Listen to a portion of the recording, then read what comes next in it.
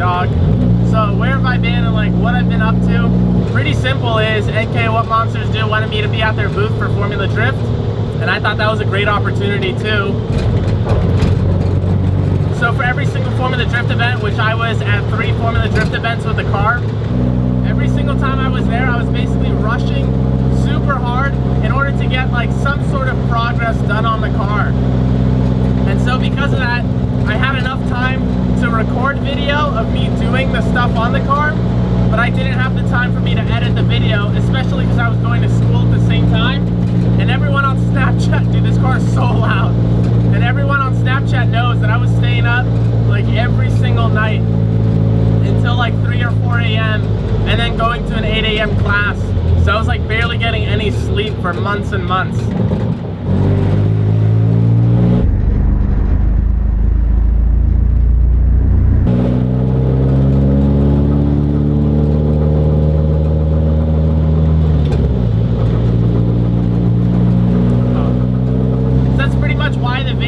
Died down was because I took so much video and I was doing so much work on the car, and I was going to school and being completely busy with that for mechanical engineering. So I was doing like 14 to 16 units a semester, taking like thermodynamics, electrical engineering courses, whatever, some other mechanical property stuff. So I just didn't have the time to spend editing video because every single build video was taking like around 30 to 40 hours of work into it just to edit. So that's what happened with all that. And then finally when I got the car to a decent point where I had the cage built, the car was already painted on the inside just like as it is right now, that was the time where I could finally catch up now on editing all the build videos. But then NK asked if I wanted to go to Japan, so of course I said yes to that, right? And so what I ended up doing was basically after the last FD event that I went to and I got the car all ready for, I then went and left like a few weeks later to go to Japan. Then I recorded a Japan video, and then when I got back, I was editing the Japan video for like 3.5 months. And if you haven't seen the Japan video, check it out. That took so much time to edit because I really wanted to make something that was just quality. So it took 3.5 months to edit the Japan video. And now that I finally have the Japan video done, and I finally have like no more FD events that I'm like trying to go to or anything like that. Oh, that's a sick truck. That is a super sick truck. So now that I have all that stuff caught up, I can actually go through all the old videos that I recorded and I didn't have time to edit, and finally go through them all and edit everything. And so that's pretty much where I'm at right now, which is why I'm trying to put out videos, but a lot of them are just older videos that, like, you know, you guys have already seen the progress, but you haven't seen the how-to stuff on it. Moving on. All right, next question is, why do I have like this fully built car and I still have a stock KA with no power in it? Pretty simple answer. This car is basically like a brand new chassis to me, and so I want to try and dial everything in on it with the suspension, etc. And so I didn't want to go up to a different power level that I wasn't used to, because I don't know. It's a little bit hard to explain, but basically like once you toss a whole bunch of power at a sloppy chassis, but you're not used to that power level, you don't know if it's just that power level that's doing it,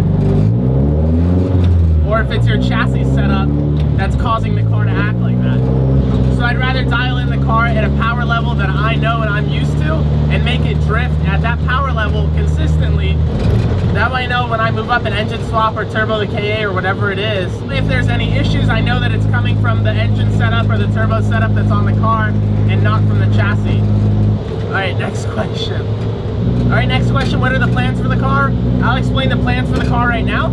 Okay, let me start off by saying that I'm trying to let the car sit now for, you know, maybe a year or however long it takes in order for me to catch up on all the build videos and not create a backlog of build videos. And also I would like to invest the money that I would be putting into this car into something else. So whenever the build videos are caught up and I don't have, you know, a list of 10 other things that I'd rather put the money into instead of the car, then I'll get back to, you know, adding more things onto this and making videos of it. And yeah, just getting to the point where it's just like building this car doesn't really get me further in life, and so I kind of need to do some adult decisions for once. So I'll cover 2 different plans for the car. One of them is going to be the plan for the next few months on the car. Another one is going to be the long-term plan on the car, which is going to be after I catch up on all the build videos and I have all that spare cash, like I said, to put back into the car. So I'll start off with a list of stuff that's going to be done pretty soon on the car. Let's start with the inside and work our way out. Number one thing that people ask me about is this dashboard. So I purposely got a cracked dash because I need to cut up a dashboard in order to fit around the cage. So I figured I'd start off with a cracked dash that's completely worthless and people don't care about, rather than take a nice clean dash that we're running out of in the 240SX community and cutting that up and basically making it worthless. So what I'm gonna be doing with this dashboard is covering up all the cracks over here, and the plan is to fiberglass over everything, including all the AC vents and those vents back there, make everything nice and smooth, and then I'm going to be vinyl wrapping it. I'm not going to be flocking it because I don't really like the feel or look of flock dashes. And I kind of have this image in my mind of how I want this dash to look, so that's how I'm going to try and go after that. Moving on to the seat. So I am going to keep a stock passenger seat here. People always ask me about the mismatched seats. I will probably never put a bucket seat on the passenger side of my car because it limits your passenger's waist size to about a 34 under waist, which I think is a little bit ridiculous because more than half my friends can't sit in, you know, my driver's seat. So if I had that as a passenger seat, they wouldn't be able to sit in it. So I try and keep the passenger seat to a stock or, you know, kind of open non-bucket seat setup, so that way I can have all my friends ride along, which I think is fun, rather than having a matched combo and not having my friends ride in the car. That seat will be swapped out later on for an FIA certified seat, and that will be done later on when it's actually a necessity. The gauge cluster on there will be wired up. It's just one of those things where no one's really had time to do it, and again, there's so many build videos to catch up on that, like, really this car is just kind of sitting right now. So that will get wired up though. The car will be painted. I bought paint back in September for this car, but just didn't paint it because of the roof. So there are tons of dents on this roof, and I don't know how this came about, but it was just like this when I bought the car, and so I wanted to get a replacement roof for the car. However, there's two main companies that make it. Number one is NRG. NRG made a carbon one, which I wanted to buy off of them. However, they don't make it anymore. The second one was SRB Power, which they're located in Europe. And I asked them about their fiberglass roof replacement, and they said they can't ship it to the US because it's too fragile and end up breaking. And I can't just Bondo over this entire thing to make it smooth because these stock roofs are super flexible, and so it ends up just cracking the body filler shortly after it's all been painted. So the plan for this roof is to actually body filler the entire thing just to make it smooth, then remove the windshield and everything, and then make a mold of this stock roof right here. And then using that mold, I will make a fiberglass roof skin out of that, and then I will cut all the spot welds out of here, remove this stock sheet metal roof, and then put my own fiberglass roof in here in its place. And so that's the goal for that, which of course takes time and blah, blah, blah. But that's basically the only thing holding me up before paint. Moving on to the engine. So this was supposed to be JZ swap back in February, but decided against it because, like I said, I'd rather put the money somewhere else. So since no JZ swap, and since I don't want to be putting money into the car and I want to catch up on all the build videos, the plan was to let everything sit, like I said, which is why I didn't paint match the valve cover or anything like that. The plan has kind of changed now, so I'm just going to put a very minimal amount of money into it and compete with the stock KA and Top Drift Limited. And so I'll show you the stuff that I bought right now just to get it up to par and ready for Top Drift Limited. So I got a super cheap 6-puck unsprung clutch right here from XTD. This is like 84 shipped for the clutch, but then I also got it with the light and flywheel. So in total I spent about $200, and I have a light and flywheel and a 6-puck unsprung. And that's just because I wanted to test out these super cheap clutches, and what better way to do it than on a KA that needs, you know, 20 clutch kicks just to do a single run. And also that KA right now has a stock clutch in it, and it's done, I think, over 10 events on that stock clutch. And so I figure I want a new clutch in there anyways before I go into competition with it. So that's the clutch and flywheel setup. I also have a polyurethane transmission mount. That's just to help with the shifts and stuff because it's just a stock one in there and it's super sloppy. And so sometimes when you're doing first to second or second to third, transmission moves around so much it becomes difficult to shift. And again, all this stuff is super budget right here because I don't plan on keeping the KA, and I didn't even want to spend money on this car anyways right now.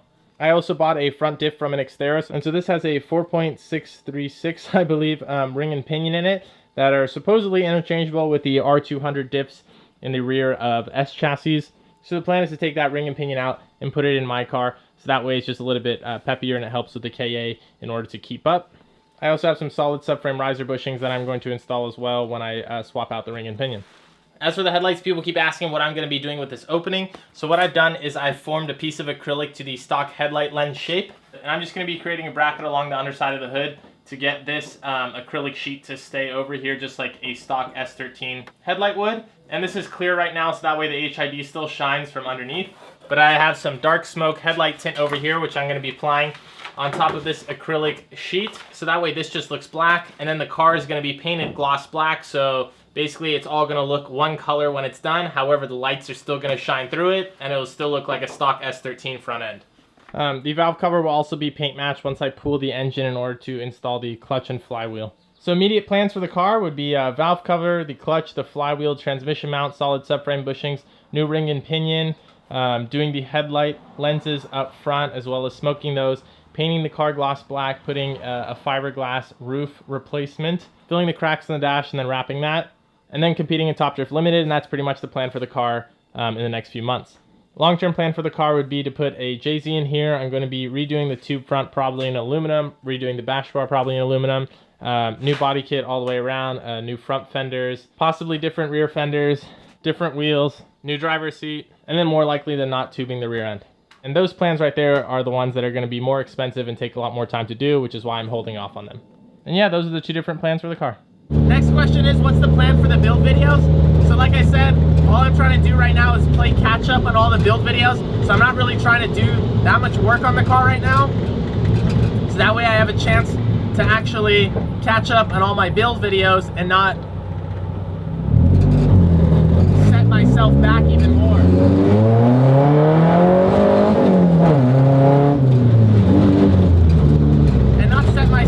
Even more by, you know, creating more videos but just not having enough time to edit them. That covers build videos. Okay, next question is, what are the plans for learning the drift videos? So for some reason people think that just because I haven't posted a learning to drift video, I've just stopped drifting the car. That's not true. I've done another 5 or so events on this car, but just like the build videos, I haven't had the time to edit them. And on top of that, the drift videos, a lot of it were just test and tune days of me just figuring stuff out. There wasn't like funny commentary or anything like that to look at. So what I'm probably gonna do on the next learning to drift video is I'll just make like a full like compilation video of the past 5 track days. That way I actually have like a nice episode of just full good content, and I can kind of show you the progress all through one video. So that's the plan on the learning to drift videos. Last thing I want to cover is merchandise and Patreon. So the only reason this update video happened was because of the guys on the Patreon, and they said they wanted to see an update video to kind of explain what's happening, and so that's why there's this video right now. Basically, Patreon is a place where I can get solid input about the videos, and if you want to give your input on the videos, then go to Patreon too. You guys also get early access to the videos, so as soon as I'm done editing a video and it's uploaded, then it's shared on Patreon. There's also merchandise. There's like stickers and stuff.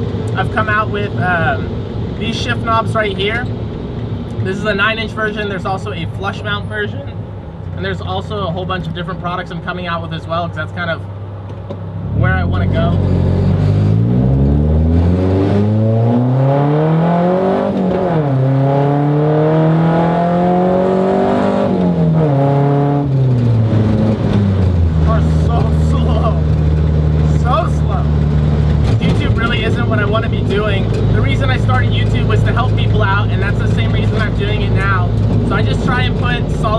Out there that people can use as a reference for stuff.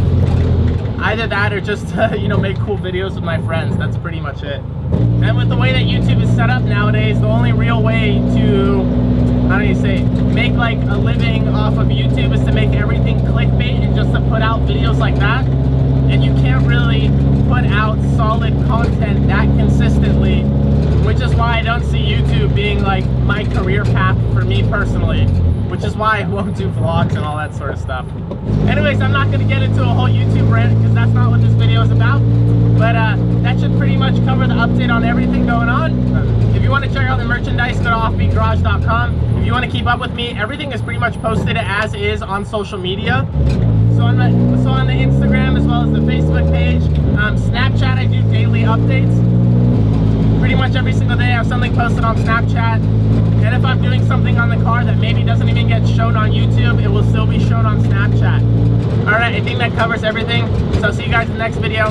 And I hope this gives you a better understanding of what I've been up to and what I'm trying to do.